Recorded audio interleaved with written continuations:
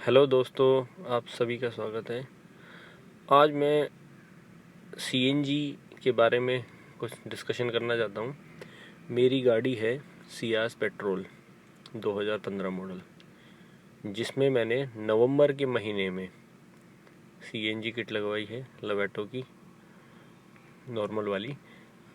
अब मैं इस वीडियो के माध्यम से आप लोगों को बताना चाहता हूँ कि मुझे क्या क्या दिक्कतें फेस करनी पड़ रही हैं और क्या क्या अच्छा हो गया है मेरे साथ।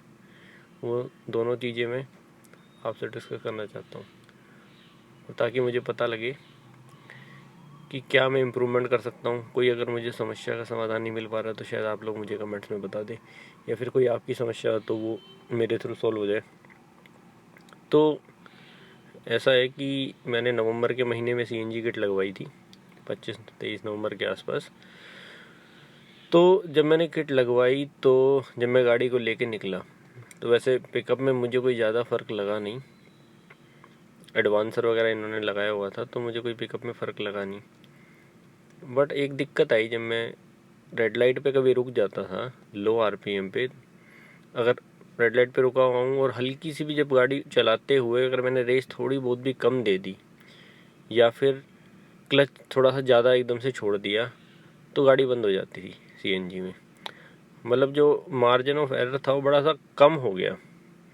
हल्की सी भी अगर गलती हुई रेस में या क्लच में तो गाड़ी बंद हो रही थी। तो थोड़ी इरिटेटिंग सी सिचुएशन हो जाती है कि रेड लाइट पे आप बंद हो गए, पीछे से लोग हॉर्न मार रहे हैं, तो एकदम से आप स्टार्ट करके सीधा झटके से भागते हो, तो थोड़ा अजीब सा हो गया था। तो फिर मैंने क्या किया कि मैं अपने सीएनजी इंस्टॉलर के पास गया, मैंने उसको बताया ये बात। उन्होंने बोला कि भाई चलो इसकी ट्यूनिंग करते हैं। तो उसकी उन्होंने ट्यूनिंग वगैरह की तो उसमें गलती पकड़ में आ गई। कुछ उन्होंने जो भी सेटिंग की होगी, जैसी वो सेटिंग वगैरह चेंज की और उन्होंने उससे चलवाई गाड़ी तो ठीक चली, कोई दिक्कत नहीं आई। तो वो दिक्कत सॉल्व हो गई। अब सेकंड दिक्कत मुझे आई कि मुझे ऐसा लगा कि गाड़ी ना थोड़ी वाइब्रेट ज़्यादा कर रही है। वाइब्रेशन हल्की सी नॉर्मल है, घर घर की सी, मतलब ऐसा लगता है हल्की सी थरथराती है बीच में, हल्की हल्की। तो मैंने दिखाया सीएनजी वाले को, तो उसने कह रहा नहीं ये तो कुछ भी नहीं है, लोगों की गाड़ी में से ज़्यादा वाइब्रेशन होती है, आपकी तो बिल्कुल ठीक है। वैसे मेरी गाड़ी में बिल्कुल वाइब्रेशन नहीं होती थी। तो कई बार ऐसा होता था कि मैं गाड़ी अगर खड़ी हुई है रेड लाइट पे तो मैं कई बार सेल्फ मार देता, अगर एसी चालू नहीं है तो कई बार ध्यान नहीं रहता था। तो ऐसा कई बार हो गया है मेरे साथ, आप लोगों के साथ भी हुआ होगा। 5-6 साल से गाड़ी है तो 5-6 बार हो गया होगा, साल में एक आधी बार हो ही जाता है ऐसा। तो अब पर मुझे पता लगता था हल्की सी ना वाइब्रेशन फील होती है, पेट्रोल में बहुत कम होती है, सीएनजी में थोड़ी ज़्यादा होती है। तो ये चीज़ मैंने उसे बताई तो कह रहे नहीं कुछ नहीं, आप थ्रोटल बॉडी क्लीन करवा लो। तो वो भी मैंने करवा ली पर कोई फ़र्क ही नहीं पड़ा। अब उसके बाद मैंने सर्विस सेंटर वाले, जब मैंने सर्विस कराई हुई 60,000 किलोमीटर वाली, तो मैंने उनको भी दिखाया। तो वो भी कह रहे नहीं है तो कोई वाइब्रेशन नहीं है, पेट्रोल में तो आई नहीं रही है। मतलब बहुत मामूली वाइब्रेशन है, पर क्या जो सर्विस सेंटर वाले होते हैं वो लोग इतना टाइम नहीं देते हैं। उनका क्या रहता है कि भाई जल्दी से वही एसओपी के हिसाब से गाड़ियाँ की सेट की और भेज दी।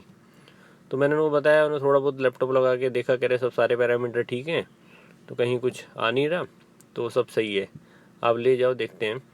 दूसरा इसमें एक इशू और आया कि जो आरपीएम रहते हैं गाड़ी के, वैसे आरपीएम स्टेबल है मेरे, पर जब मॉर्निंग में गाड़ी स्टार्ट होती है तो गाड़ी स्टार्ट हो रही है 1200 आरपीएम पे और 700 आ जाता है, 1-1.5 मिनट के बाद 700 आरपीएम पे आ जाती है जो उसकी नॉर्मल है। और इवनिंग में जब गाड़ी स्टार्ट होती है, जब मैं ऑफिस जा रहा हूँ, ऑफिस से निकलता हूँ, 7-8 घंटे गाड़ी खड़ी रहती है, तो स्टार्ट हो रही है 1500 आरपीएम पे और 30 सेकंड बाद वापस नॉर्मल आ जाती है। तो मुझे थोड़ा सा इसमें कन्फ्यूज़न ये हो रहा है कि भाई जब गाड़ी पूरी रात खड़ी रही, मतलब 12-13 घंटे खड़ी रहती है, और जब वो स्टार्ट होती है और ठंडे मौसम में खड़ी रही ज़्यादा, क्योंकि नाइट में ज़्यादा ठंड होती है, तो वो स्टार्ट हो रही है 1200 आरपीएम पे और थोड़ी देर में अपने 700 पे आ रही है। और जो शाम को स्टार्ट होती है गाड़ी, 7-8 घंटे खड़ी रही है और गर्मी भी रहती है दिन में तो कंपैरेटिवली, तो गाड़ी ज़्यादा आरपीएम में स्टार्ट हो रही है। तो मतलब गाड़ी को समझ नहीं आ रहा है कि कब उसको ज़्यादा आरपीएम रखने हैं, जब उससे, क्योंकि जनरली ज़्यादा ठंडी रहेगी तो आरपीएम ज़्यादा होने चाहिए ना, तभी जल्दी से वो अपने नॉर्मल उसमें आ जाए, इंजन गर्म हो जाए। पर ये नहीं हो रहा है। कभी 1500, मतलब दिन में 1200 हो रही है, रात को शाम को 1500 पे हो रही है स्टार्ट। तो वो मुझे लगा, मैंने बताया सीएनजी वाले को, कह रहे नहीं ये तो ठीक है, ऐसा कुछ नहीं होता, तो ऊपर नीचे चलता रहता है। सर्विस सेंटर वाले को भी सेम, उसने भी सेम जवाब दे दिया कि भैया ये तो ऐसा ही है, आप देखो चला के, ऐसा कुछ नहीं होता। आरपीएम तो 2000 पे चला जाता है, गाड़ी का इंजन अपने हिसाब से करता है वो। पर अपने हिसाब से भी कर रहा है तो कुछ तो लॉजिक लगाएगा ना।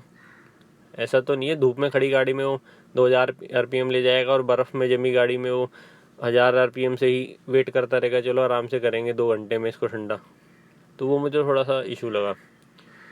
दूसरा तीसरा एक और इशू जो लग रहा है मुझे, वो ऐसा लगता है कि जब गाड़ी चलती है तो जैसे रेस हल्की से चलते हुए रेस पे से पैर हटाया, फिर रेस पे दबाया, तो एक हल्का सा मतलब फ्लो में नहीं है। पेट्रोल में फ्लो में चलती है और सीएनजी में थोड़ा फ्लो हल्का सा टूटता है, मतलब झटक के फिर आगे बढ़ेगी, झटक के फिर रुकेगी, ऐसा फील होता है। तो आप लोग भी मुझे बताना कि क्या रहता है। दूसरा आप लोग मुझे ये भी बताना कि आरपीएम, किसी के पास सियाज पेट्रोल है, सीएनजी जो भी लगी हुई है, आप मुझे बताइए कि आपकी गाड़ी जब स्टार्ट होती है, कोल्ड स्टार्ट होती है दिन में या शाम को, तो आरपीएम कहाँ जाते हैं, मतलब कितने आरपीएम रहते हैं, मुझे आप बताना है ये। और ये जो झटके वाला, मतलब वैसे झटका नहीं लगता है जब चलती है, वो हल्का सा लगता है कि फ्लो में नहीं चल रही है, थोड़ा सा हल्का सा ऊपर रेस दी तो थोड़ा सा रुकी फिर एकदम तेज हुई, ऐसा बहुत मामूली सा होता है। ठीक है, उसके अलावा अच्छा एक बात करते हैं एडवांसर वाली। गाड़ी में मैंने एडवांसर, उसने मुझे लगा के दिया। अब एडवांसर के मैंने बहुत सारे वीडियो देखे, कई लोगों की बात मुझे लॉजिकल भी लगी। एडवांसर क्या करता है, जो स्पार्क टाइमिंग है वो बढ़ा देता है, तो मतलब जल्दी स्पार्क हो जाता है। जैसे जो आपका पिस्टन होता है वो एकदम टॉप पे पहुंचने से पहले ही, मतलब टॉप पे पहुंच के फिर स्पार्क होना चाहिए, उससे थोड़ा बहुत पहले होना चाहिए, ये थोड़ा और पहले कर देता है। तो उससे क्या है कि सीएनजी को थोड़ा सा हाई टेम्परेचर चाहिए होता है, थोड़ा सा डिले होता है, तो उसके चक्कर में वो थोड़ी सी टाइमिंग बढ़ाने के लिए कर देते हैं। पर मैंने कई वीडियो देखे तो लोग कह रहे हैं कि नहीं सही नहीं होता, कोई कह रहे नहीं बढ़िया होता है, तो थोड़ा मैं कंफ्यूज हूँ। आप मुझे बताना किसी को कुछ टेक्निकल नॉलेज हो तो, कि टाइमिंग से कुछ क्या मतलब डिफरेंस आता है। अच्छा दूसरा, जो ये लगने से मैं गाड़ी जो चला रहा हूँ, मैंने हटा के देखा हूँ, उसमें एक इमरजेंसी एक सॉकेट टाइप सा होता है कि आप स्पार्क उसमें एडवांसर की जगह जो केबल आ रही होती है डायरेक्ट उसमें लगा दो, इमरजेंसी प्लग होता है क्या होता है, तो उससे डायरेक्ट हो जाती है गाड़ी की जो एडवांसर है, कि उसके थ्रू नहीं जा रही है, वो डायरेक्ट चल रही है। तो उसके बाद मैं देख रहा हूँ कि मतलब चलने में बहुत ही मामूली सा फ़र्क है, मतलब 19-20 नहीं कहेंगे, 100-99 कहेंगे, उतना फ़र्क है।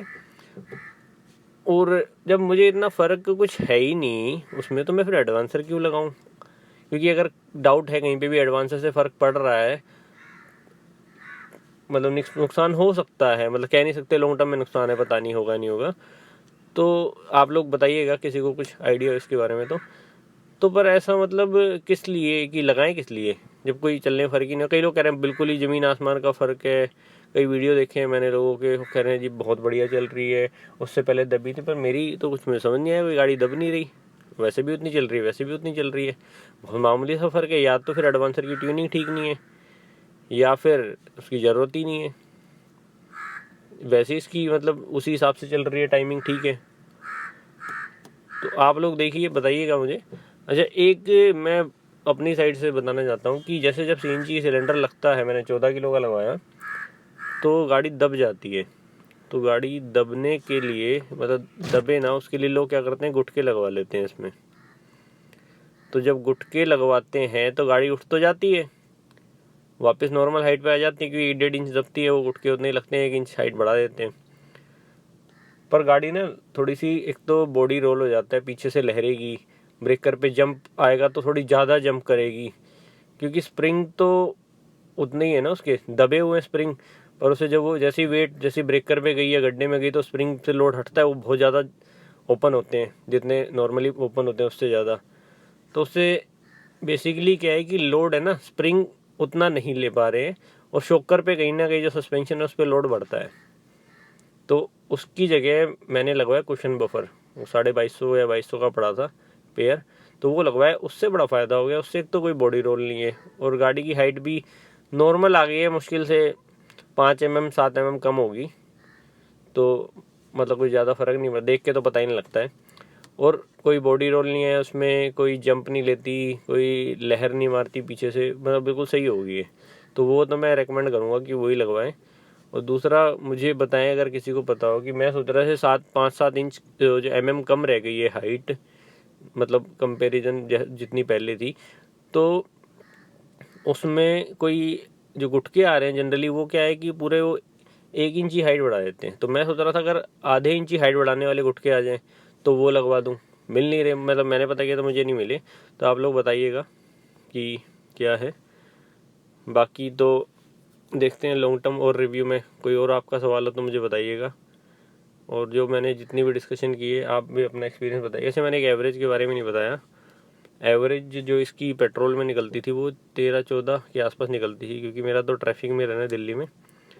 और अब जो सीएनजी में निकल रही है वो करीब 22 की निकल रही है अब। पर यही एवरेज अगर मैं हाईवे पे चलाता हूँ ना, तो सीएनजी में, पेट्रोल में मेरी 19-20 पहुँच जाती थी, सीएनजी में पहुँच रही है 30+, मतलब 30-32 इसके आसपास। तो वो बड़ा अच्छा हो गया है।